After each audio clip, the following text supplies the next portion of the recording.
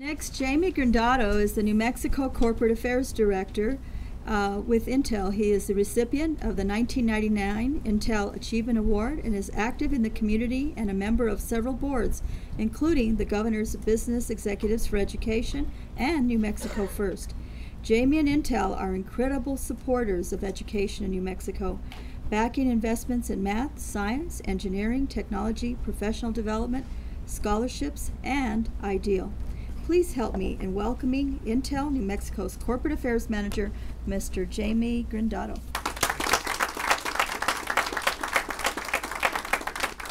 Thank you so much. I'm very honored to represent 3,300 Intel employees and probably another 3,000 or 4,000 contractors right now that are implementing some of the most complex technologies in the world right here in New Mexico. And we export our products all over the world, and I want to focus on two things today. One is momentum, and the other one is competition. And I think IDEAL New Mexico is a perfect tool to help us get there. First, on momentum. 20 months ago, it's only 20 months ago, right? The governor announced IDEAL New Mexico as this new initiative for digitally based learning. Follow on to that, the legislative session of 2007 through the leadership of Representative Miera, and Senator Nava is not here, but leadership of many people, including the governor's staff, governor's office, have created this thing called IDEAL New Mexico. And today is the culmination of a lot of work from all of us teaming up together. We have created momentum. And so my challenge today for us is to continue that momentum. And why is momentum so important? Well, momentum is important because we need to create a workforce very quickly that is going to be able to compete. And what I'd like to do is kind of give you an analogy. We have our own little IDEAL New Mexico at Intel, and we call it Intel University. And it's a very functioning, very well functioning digital means by which we educate 82,000 employees worldwide. The only way to do that is through technology. The only way to do that is to deliver courses in a new way that is appealing to our employees, especially those who come from college, who have this notion of texting, and yeah, I'm an old guy now, and the best way I can is email. But let me give you some examples of some of the courses that we have, and this is the list, and there's about 3,000 courses that are online. Critical thinking case study. Does that sound familiar? 21st century skill. Innovation, wow, projects e-course. That's one of the courses. Innovation is really important, 21st century skill. New work habits for a radically changing world. That's a course we offer online to many employees worldwide. Leading virtual teams. More and more, we're going to have to collaborate over distances. I think one of the secrets for rural communities to participate in the global economy will be dependent on the ability for us to develop partnerships between rural and urban businesses and education institutions to be able to create new things for the world where we can compete. Partner for success. I think this is a great example. IDEAL New Mexico is a partnership for success, and we need to keep that momentum going. And let me give you some things that you may not have thought about. We have 3 courses: working in China, working in Israel, working in Costa Rica, right?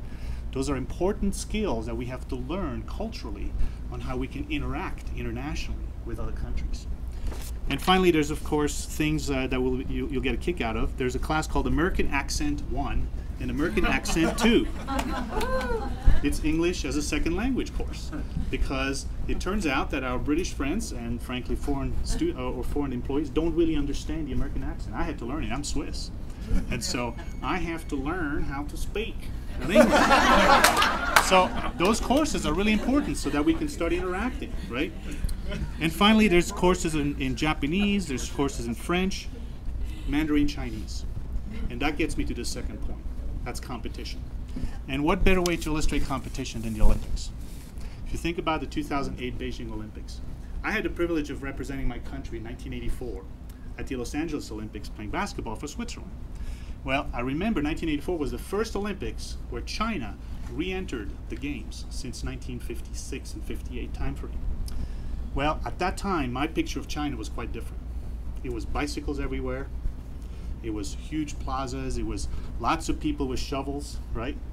But if you look at the last 24 years, and you look at the competition today, look past the athletes, which are doing some amazing things, and they're great role models for our students, because our students in academia are also like student athletes.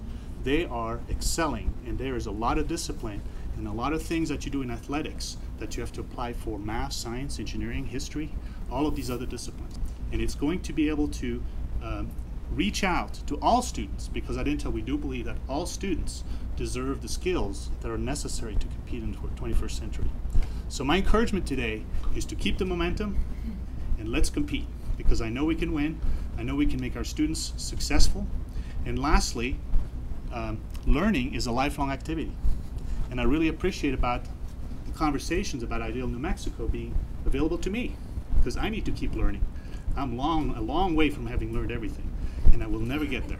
So I think we all have this gem, Ideal New Mexico, implemented today that we need to push to keep the momentum going to allow us to compete in the 21st century. Thank you so much.